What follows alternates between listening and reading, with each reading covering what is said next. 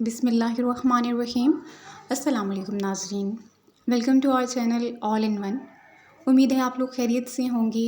آج اس ویڈیو میں ہم بچوں کی ذہنی نشو و نما اور ان کی تربیت کے لیے کچھ اہم پوائنٹس جو ہیں وہ ڈسکس کریں گے۔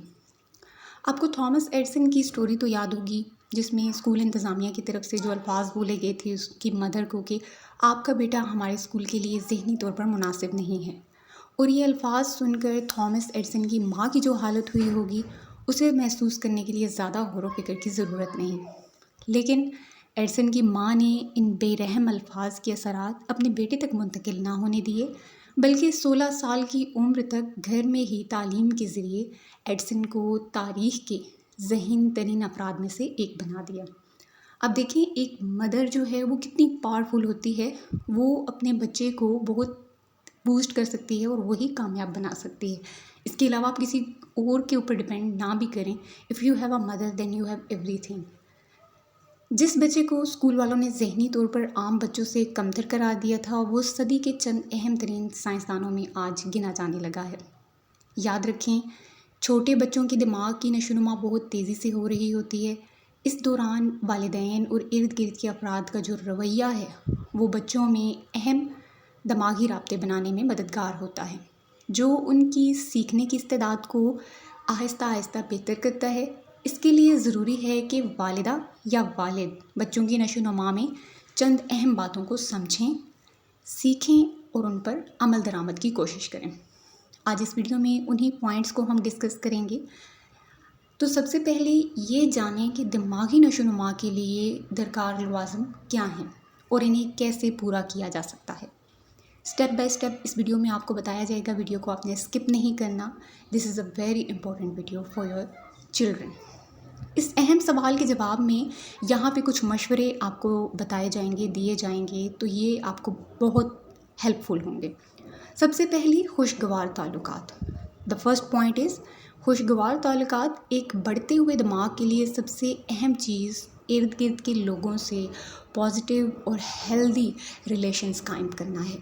ایسا ہر تعلق بچوں کے دماغ میں بااعتماد، پیار بھرے اور تحفظ سے بھرپور رابطے کی پائیدار بنیاد رکھ رہا ہوتا ہے۔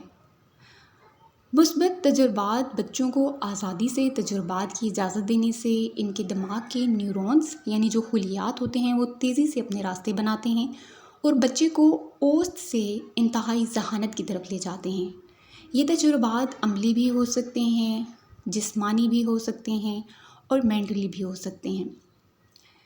اس کے بعد دا سیکنڈ پوائنٹ از سازگار اور محفوظ ماحول۔ Environment is very necessary. ایک اہم بات بچوں کو ایک محفوظ اور سازگار ماحول فراہم کرنا ہے، جہاں پر بچے آسانی سے تجربات کر سکیں، غلطیاں جان سکیں اور نت نئی چیزیں سیکھ سکیں۔ Now we will move to the third point. Third point is کہ بچوں کے دماغ کے لیے اہم دورانیہ کون سا ہے، اہم عرصہ کون سا ہے۔ اچھا، اب یہ ریسرچ کے مطابق بچوں کی جو دماغی ترقی ہے، ذہنی تیزی اور ذہانت کی مضبوط بنیاد کے لیے جو ابتدائی 5 سے 7 برس ہیں وہ بہت اہم ہوتے ہیں۔ یہی وہ عرصہ ہے جب بچے زبان سیکھنے سے لے کر بیشتر معاملات کی معلومات ذہنی پروسیسر میں جمع کر رہے ہوتے ہیں۔ اگرچہ بعد کے برسوں میں بھی بچوں کی دماغی تیزی پر کام کیا جا سکتا ہے، لیکن پھر اس میں آپ کو بہت زیادہ محنت کرنی پڑے گی، بہت زیادہ ٹائم سپینڈ کرنا پڑے گا اور بہت زیادہ کوشش درکار ہوتی ہے۔ اسی لیے کہا جاتا ہے کہ بچپن میں ہی بچوں کو قرآن پاک حفظ کروایا جائے تو وہ بچہ جلدی پک کر لیتا ہے۔ Now the next point is دماغی ترقی میں نقصان دہ عناصر کون سے ہیں۔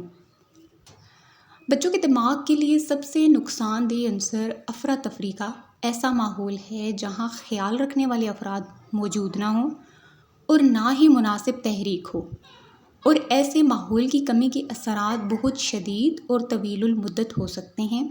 ایسے ماحول کے نقصانات درج ذیل بھی ہو سکتے ہیں، یہاں پہ آپ کو اس ویڈیو میں بتانے جا رہی ہوں، ان کو نوٹ کر لیں۔ مسلسل تناؤ سے بچوں کی دماغی نشو و نما سست ہو سکتی ہے، خصوصاً جو بچوں کا دماغ کا اگلا حصہ ہے یعنی فرونٹل لوب ہے، وہ اس میں جو ہے فیصلہ سازی اور اعصابی دباؤ برداشت کرنے اور لوگوں کو سمجھنے میں معاون ہوتا ہے، یہ مدد کرتا ہے۔ جو فرسٹ والا آپ کا حصہ ہے دماغ کا، مسلسل نظر انداز ہونے والے اور غذائی قلت والے بچوں کا دماغ اپنی ساخت اور ورکنگ میں واضح طور پر دیگر بچوں سے مختلف ہوتا ہے۔ نسبتاً بہتر ماحول میں رہنے والے بچوں کے مقابلے میں افراتفری اور غیر مناسب ماحول میں پلنے والے بچے تقریباً کئی الفاظ کم سنتے ہیں۔ یوں ان کی لسانی مہارت اور ذہنی تیزی دونوں متاثر ہوتی ہے۔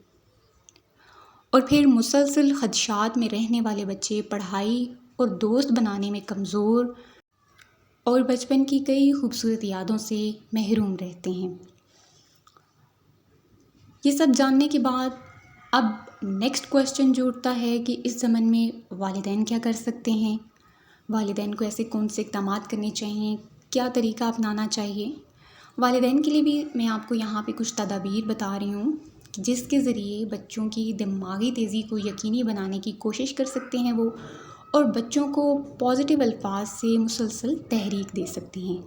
اچھا، پازیٹیو ورڈز کا اتنا بہتر اثر ہوتا ہے بچے کے مائنڈ پہ کہ اس سے ان کی ذہنی نشو و نما بہت فاسٹ ہونے لگتی ہے۔ بچوں سے ان کے پسند کے موضوعات پر بات کریں، سوالات کریں، ان سے پوئم سنیں یا مختلف طرح کے کھیل کھیلیں ان کے ساتھ۔ بچوں کے ساتھ الفاظ کے کھیل کھیلیں، انہیں الفاظ کی معنی اور مختلف حالات کے لیے اس کے استعمال کی مشق کروائیں۔ پیرنٹس کروائیں، یہ بہت بہت زیادہ ہیلپ فل ہوگا ان کے بچے کے لیے۔ بچوں سے انفرادی میٹنگ کا وقت طے کریں اور اس میں ان سے بات کریں۔ کمیونیکیشن گیپ مت لائیں اپنے بچوں کے ساتھ، کمیونیکیٹ کریں اپنے بچوں کے ساتھ۔ بچوں کے جذبات، احساسات اور خیالات کو سنیں، اس پر مثبت رد عمل دیں، اس کے ساتھ انہیں اپنے احساس کو بیان کرنے میں مدد فراہم کریں۔ گھر کے چھوٹے چھوٹے کاموں کی صورت میں انہیں پروجیکٹ دیں۔ ایسا کرنے سے فیصلہ سازی کی صلاحیت اور مسائل حل کرنے کی دماغی استعداد میں اضافہ ہوگا۔ وہ نیکسٹ لائف میں جا کے کوئی بھی ڈیسیژن اگر انہوں نے لینا ہے تو وہ آسانی سے لے سکیں گے۔ آپ کو پتہ ہے ناظرین، اس چینل پر اس طرح کی ویڈیوز ملتی رہتی ہیں۔ ویڈیو کو لائک کریں، چینل کو سبسکرائب کریں، اور اگر کوئی ویڈیو آپ کو اچھی لگتی ہے تو دوستوں سے، رشتہ داروں سے شیئر کرنے کے لیے نیچے شیئر کا آپشن ہے، اس کو کلک کریں، کاپی کر لیں لنک اور اس کو کسی بھی سوشل میڈیا پلیٹ فارم پر شیئر کر دیجیے۔ اور ہاں، کامنٹ سیکشن میں ہمیں یہ ضرور بتائیں کہ آپ ہماری ویڈیو کس جگہ سے سن رہے ہیں، کس سٹی سے ہماری ویڈیو آپ دیکھ رہے ہیں۔ اپنا اور اپنی فیملی کا خیال رکھیں۔ اللہ تعالیٰ آپ کو اور آپ کی فیملی کو ہر قسم کی برائی، بیماری، آزمائش سے محفوظ رکھے۔ دعا میں یاد رکھیے، اپنا بہت سارا خیال رکھیے۔ اللہ نگہبان۔